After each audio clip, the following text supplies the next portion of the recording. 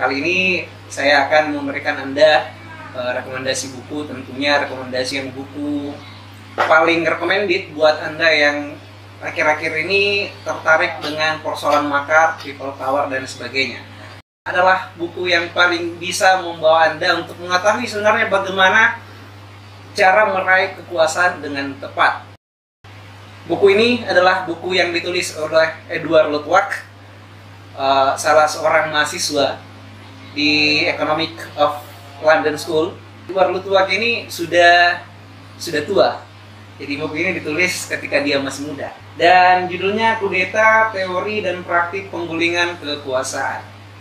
Dari judulnya saja dan subjudulnya sudah tentu buku ini bicara tentang teknik bagaimana cara menggulingkan kekuasaan dan meraih kekuasaan itu. Buku ini ditulis tahun 1968, sudah sangat lawas sekali. Berbicara tentang kudeta. Di awal Edward mengungkapkan ada beberapa macam kudeta. Jadi diantaranya ada yang disebut dengan Independence War atau perang kemerdekaan. Perang kemerdekaan ini adalah masyarakat terjajah, atau lebih gampangnya untuk dipahami seperti Indonesia di bawah tahun 45 terjajah dan ingin keluar dari imperialisme. Kudeta yang dilakukan oleh masyarakat Indonesia disebut dengan perang kemerdekaan atau Independence War.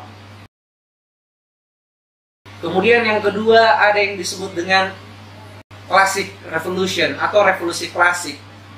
Yang biasanya revolusi ini menggunakan massa secara masif untuk menggulingkan kekuasaan. Konsekuensinya adalah pertumpahan darah. Revolusi klasik, kalau Anda ingin paham, yang terjadi di 1917, revolusi Bolshevik di Rusia. Kemudian ada yang disebut dengan Civil War. Civil War ini berbicara tentang dua masyarakat di satu negara yang bertentangan dan berdiri secara diametral, terang-terangan saling berkonflik antara pro dan kontra terhadap kekuasaan. Selanjutnya lagi ada yang disebut dengan pronunciamiento, atau kata-kata yang sering dipopulerkan militer Spanyol untuk menggulingkan kekuasaan bila mana kekuasaan tersebut sudah bergeser dari garis besar haluan negara atau dari cita-cita dan filsafat negara itu sendiri. Yang terakhir adalah liberation atau pembebasan, di mana sebuah negara yang sah, negara berdaulat itu diintervensi secara langsung oleh negara asing.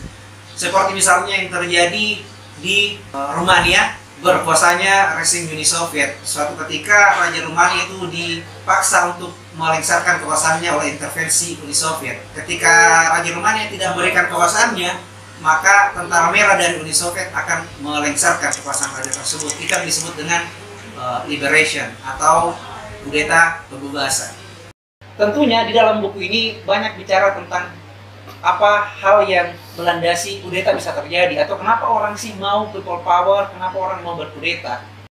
3 hal yang jika terpenuhi akan dengan sendirinya menumbuhkan benih-benih kudeta. Yang pertama, krisis moneter. Ini pernah terjadi di negara kita di tahun 98. Kemudian yang kedua, instabilitas politik yang sekarang sangat kita rasakan, di mana politik tidak stabil dan negara, dalam hal ini pemerintah, tidak mampu untuk mengkontrol itu. Kemudian yang terakhir, tidak adanya lapangan kerja yang mengakibatkan pengangguran ada di mana-mana.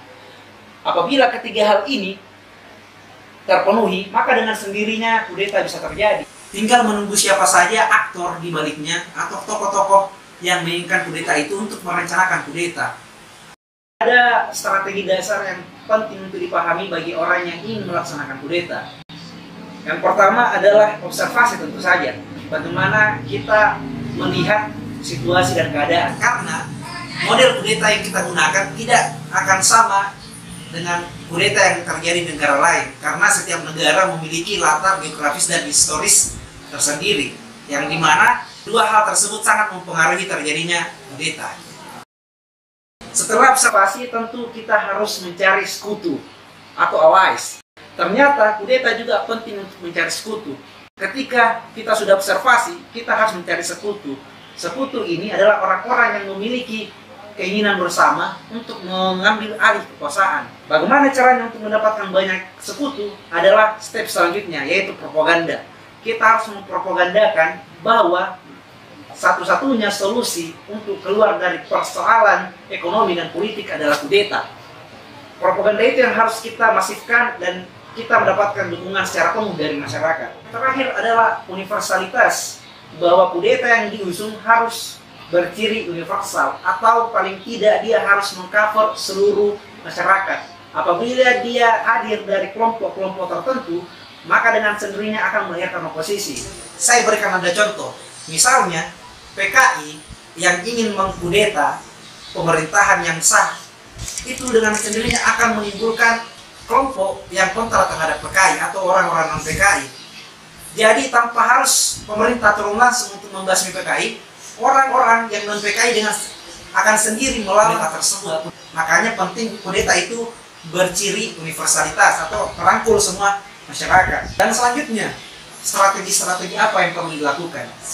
Yang pertama, orang yang mengkudeta harus menetralisir atau harus menguasai pertahanan, dalam hal ini militer dan polisi. Kedua, harus secara penuh menguasai pemberitaan yang ada, atau dalam hal ini media harus dikontrol secara penuh. Kemudian yang ketiga, kontrol telekomunikasi, karena jika telekomunikasi dapat dikontrol oleh pengkudeta, dengan sendirinya negara akan lumpuh. Dan selanjutnya adalah menguasai jalan-jalan utama.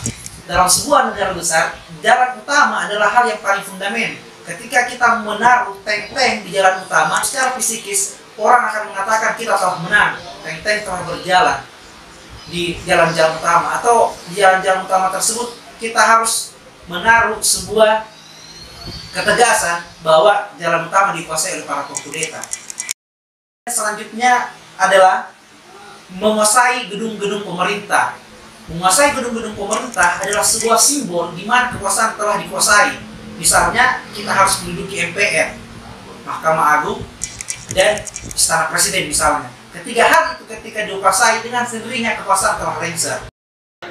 Selanjutnya memblokade jalur transportasi udara dan laut. Laut kita harus kuasai, dalam artian kita blokade, tidak ada boleh kapal datang dan keluar, begitupun dengan bandara. Tetapi dua hal ini adalah cara revolusi klasik, atau paling sering digunakan kudeta model lama. Kita harus independen dari kuku-kuku dan cakar-cakar negara adikuasa. Seperti kita ketahui, negara-negara ketiga atau negara Asia Afrika itu banyak dikuasai oleh negara-negara asing. Jadi kita harus berkuasa secara ekonomi dan politik. Dan ada beberapa poin yang saya temukan di buku ini beserta kekurangannya. Yang pertama, Edward Luttwak tidak menulis ini untuk meramalkan masa depan, karena contoh-contoh yang dia sodorkan ke pembaca adalah contoh-contoh kudeta di bawah tahun 68. Kedua, banyak kontradiksi di dalam narasi Edward, yang dimana di awal dia katakan kudeta tidak boleh menumpahkan darah, kendati pun bernapas progresif dan liberal, tetapi di akhir dia katakan jika kudeta menghendaki, maka harus dilaksanakan apa yang disebut dengan pertumpahan darah itu, dengan menangkapi tokoh-tokoh politik misalnya. Dan ketiga, tidak adanya perubahan dari kediktatoran menuju ke demokrasi. Kudeta itu menuju ke sebuah kediktatoran baru. Dia tidak terlepas dari diktator lama, rezim despot yang lama, kemudian menuju ke rezim demokrasi. Justru buku ini tidak ada perubahan. Kita justru dituntut untuk bagaimana mengkudeta sebuah rezim yang lama, rezim otoritarian, tetapi faktanya di rezim selanjutnya kita justru mengimani atau membuat tokoh yang mengkudeta itu sebagai diktator baru. Dan yang terakhir, bagaimana cara menghindari kudeta. Dalam resensi saya katakan pemimpin yang mencintai rakyatnya, secara otomatis rakyat akan mencintai pemimpinnya. Itu yang pertama. Kedua, pemimpin harus memiliki sisi keadilan. Negara, jika pemimpinnya tidak adil, hukum tidak adil, maka kudeta atau benih-benih kudeta akan muncul. Ketiga, harus ada kebijaksanaan. Pemimpin harus bijaksana. Dia tidak boleh tebang pilih. Dia tidak boleh terlalu terikat sama kepentingan politiknya. Dia harus mengutamakan rakyat. Saya berikan contoh terakhir bagaimana cinta dapat mengagalkan sebuah kudeta.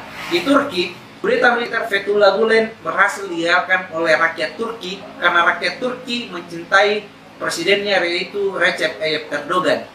Inilah salah satu contoh di mana kudeta bisa digagalkan.